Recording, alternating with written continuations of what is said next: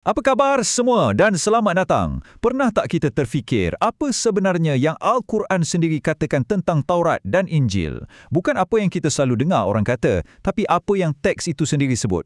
Jom kita bedah siasat sama-sama sebab apa yang kita akan temui ini mungkin akan mencabar sedikit pandangan biasa kita dan membuka satu perspektif yang baru tentang hubungan antara kitab-kitab suci ini. Okey, jom kita mulakan. Selalunya, bila kita cakap pasal Al-Quran dan kitab-kitab sebelumnya, ada satu pandangan yang macam dah jadi default setting lah dalam pemahaman ramai orang. Kita akan sentuh pasal pandangan lazim ni dulu. Cuba tengok hadis ni. Janganlah kamu membenarkan dan jangan pula mendustakan. Nampak tak ada macam satu ketidakpastian di situ. Dan hadis inilah yang sering kalinya dijadikan asas kepada pandangan tradisional yang mengatakan, Taurat dan Injil yang asli itu dah diubah atau mungkin dah hilang. Jadi kita diajar untuk ambil jalan tengah. Jangan terima bulat-bulat tapi jangan tolak terus. Jadi, dari situlah lahirnya idea yang kitab-kitab lama ni dah diselewengkan. Al-Quran pula turun untuk betulkan semua tu dan kiranya ambil alih tempat kitab-kitab lama ni. Macam kemaskini perisian lah, yang versi lama tu dah tak relevan. Tapi persoalan yang timbul ialah, betul ke Al-Quran sendiri cakap macam tu? Adakah ia datang untuk membatalkan? Baik, sekarang kita tinggalkan sekejap pandangan umum tadi. Jom kita buka fail Al-Quran sendiri. Sebab dalam teks itu, ada satu teka-teki, satu persoalan yang, macam tak berapa kena dengan idea penyelewengan yang kita bincangkan tadi. Dan inilah dia teka-teki itu. Dalam surah Al-Ma'idah, ayat 68, Al-Quran suruh ahli kitab untuk menegakkan Taurat dan Injil.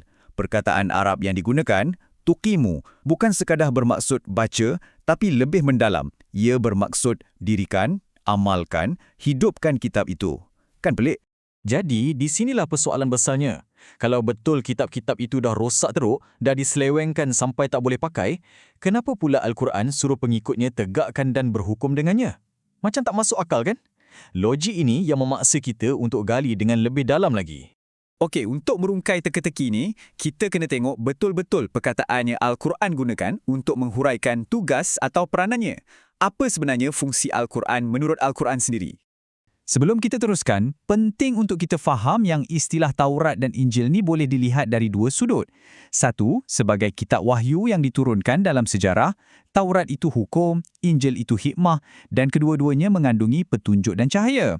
Tapi ada juga tafsiran lain yang melihatnya sebagai sesuatu yang ada dalam diri kita. Taurat sebagai kompas moral dan Injil sebagai potensi diri untuk menjadi insan yang lebih baik. Ini membawa kita kepada satu perkataan Arab yang sangat-sangat penting, musaddiq. Kalau kita perhatikan dalam Al-Quran, ia selalu sebut peranannya adalah sebagai musaddiq kepada kitab-kitab sebelumnya. Apa maksudnya? Ia bermaksud mengesahkan, membenarkan atau mengakui kebenaran yang dah sedia ada. Dan yang paling penting, perasan tak Al-Quran tidak pernah sekalipun menggunakan perkataan nasah yang bermaksud pembatalan atau pemansuhan bila bercakap tentang Taurat atau Injil. Tak pernah. Ia sentiasa menggunakan bahasa pengesahan, bukan pembatalan. Ini satu perincian yang sangat besar perbezaannya. Baik, kalau peranannya bukan membatalkan tapi mengesahkan, jadi apa sebenarnya tugas utama Al-Quran? Ini membawa kita kepada satu lagi istilah yang lebih hebat yang merumuskan segalanya dalam satu perkataan yang padu. Perkataan itu ialah muhaimin. Ia hanya disebut 2 kali sahaja dalam seluruh Al-Quran. Maknanya, penjaga, pengawas, saksi atau pelindung.